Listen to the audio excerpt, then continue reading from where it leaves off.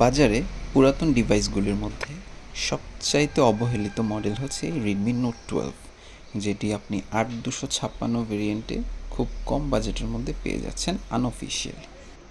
১৬,০০০-এর আশেপাশে এই মডেলটি বাজারে এখন বিদ্যমান, যেটির কোয়ালকম স্ন্যাপড্রাগনের Gen8 প্রসেসর ব্যবহার করা হয়েছে এবং গেমারদের জন্য একটি অসাধারণ চয়েস হতে পারে ফোনটি।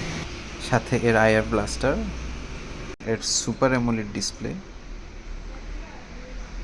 যেহেতু বাজেট ফ্রেন্ডলি ২০,০০০-এর মধ্যে, সেটিও অনেক ভালো একটি স্পেসিফিকেশন হতে পারে এবং 5G প্রসেসর।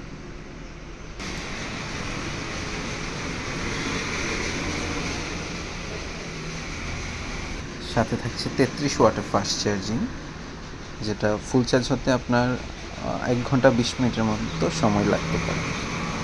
সো ২০,০০০-এর মধ্যে বাজারে যত ফোন আছে এদের মধ্যে এটা নিঃসন্দেহে অনেক বেটার চয়েস হতে পারে। Thank you for watching our video. See you in the next one. Thank you.